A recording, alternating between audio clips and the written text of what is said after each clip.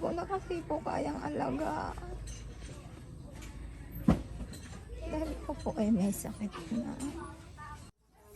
Dahil ako nga po hindi na makapag-anak po, yung mga anak ko na lang po. Mga anak mo na lang. Mga anak ko na lang po. Wala po, napipilitan na po maghanap buhay po. Maraming salamat po sa inyo, madami. Puso po ako nagpapasalamat po.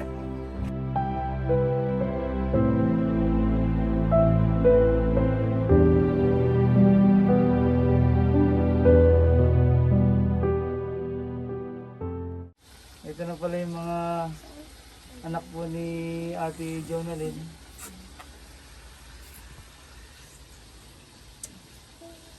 Ayan. Namaalam na po si Ate Jonalyn. Ano pong nangyari kagabi? Basta na lang kung dos na yun. Anong oras po na si Ate Jonalyn? Mas maybe ko. Alas 9 po ng gabi. Pero napacheck naman na po kung okay po yung swab test. Na swab po ba siya? Hindi na po. Hindi na po. Ito na, kompleto na po yung anak ni Ate Jonalyn. Sino po ang panganay? Yun po, yung babae. Si Neneng. Sumunod yun. Ayaw sunod po. Ano po pangalan ni Tutoy? Lawrence. Lawrence. Sunod po kay Lawrence. Si Francis po. Tapos, Ari po. si Jamila. Ari. Ano po pangalan? Aramia. Aramia. Opo. Bago Ari. Si Bonbon. Ari po. Bonbon. Bago Ari. Janela. Janela. At si Moy Moy. Moy Moy, gisingin mo na si mama mo. Tagal-tagal mong dumating, saan ka ba pumunta? Ayun po, nahanap nga ni mama mo. Bakit daw, sabi ni Bunso. Nahanap ka ni mama mo. Ay, hinintay lang po si lahat ng anak ko yung kompleto po. Hintay lang kahapon. Tapos na maalam na po si Ate Jonalyn. Hintay lang. Ayun nga po, may nagpaabot na po ng pagmahal kay Francis.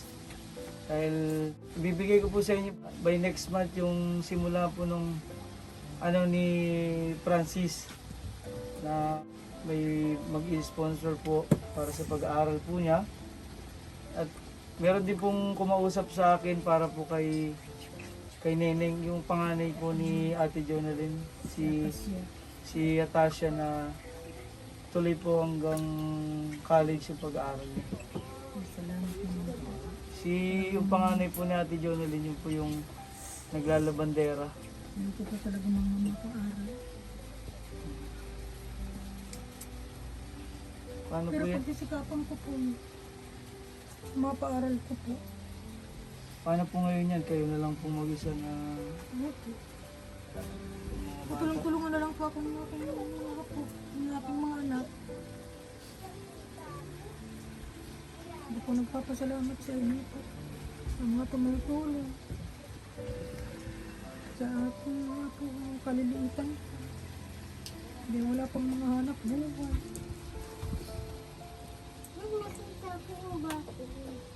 Maliliit pa yung anak ni Ate Jonalyn. Si Moy Moy, musmos pa. Wala pa mo lang po alam mo. Naiiwan agad si Moy Moy, musmos pa. Moy Moy, gisingin mo si mama mo. Wala pa siyang kamuang-muang. Naiiwan na siya ng nanay niya. Ano masasabi mo, Mira, kay mama mo? Marami ikaw. Tumata mo ikaw. Puto, iyak ko. Iyak ko sa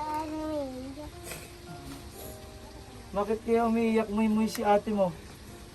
Moy. Ito po yung pangalawa sa bunso po, ano Lola? Sunod po ni Moy. Si Moy. Ikaw si Moy. Ilan taong ka na Moy? Aapa. Mag-aapat na ikaw Moy. Nasaan na si mama mo? Turo mo, nasaan na? Ayan. Kabila. Kalam-alam yung bata. Huwag kang sumayaw. Ayun po, may nagpaabot po ng pangbili sana ng nebulizer si Miss Betty po from UK, 3,000. Ibibigay ko na lang po sa inyo ng cash lahat po ito para gastusin nyo po dito. Dahil yun nga po, hindi na tayo makakabili ng nebulizer. Kinumpleto lang ni Ate Jonalyn yung mga anak niya para mamaalam na po kagabi. Iabot ko na po yung cash po na ano. Para po may panggastos po kayo dito. Yan.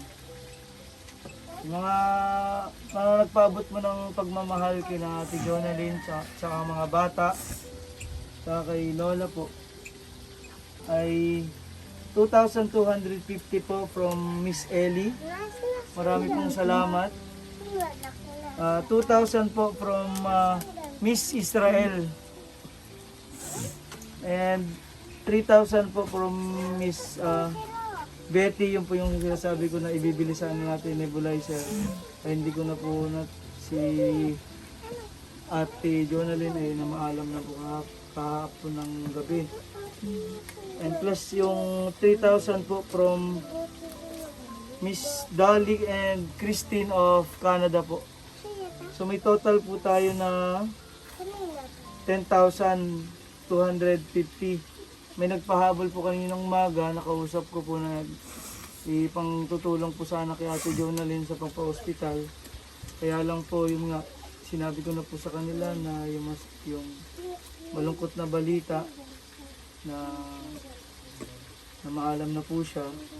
So, ibibigay pa rin po niya yung tulong na para po sa inyo na 2,000 pesos para pong Miss Love. So, maraming salamat po sa nagpaabot po ng pagmamahal sa pamilya po ni Ate Jonalyn. Yan. Si Lola na lang po ang teacher tsaka yung kapatid po ni Ate Jonalyn. Maraming salamat po sa inyong tumutulong po kay Jonalyn.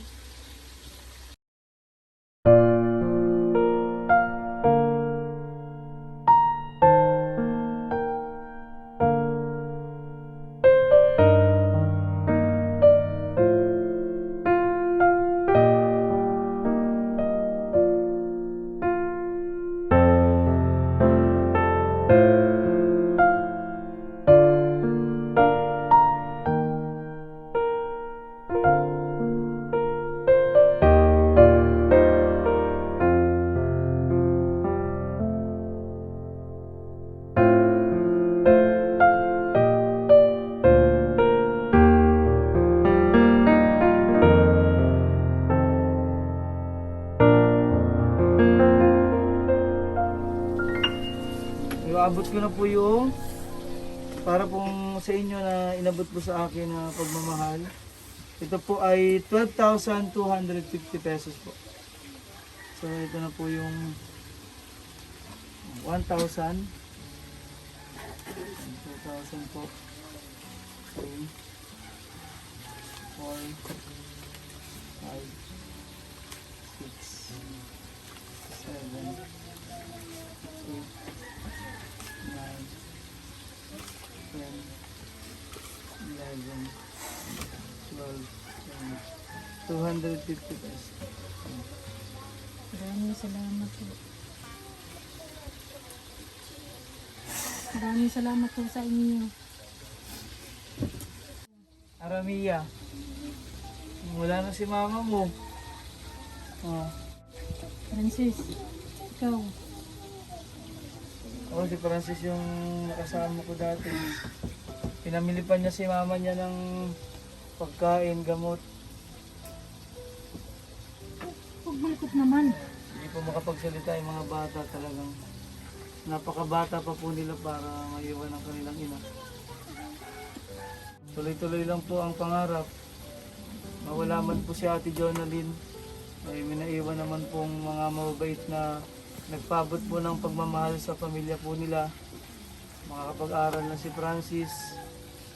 At sana makatapos agad si Atasha po, ano po? Si Atasha po.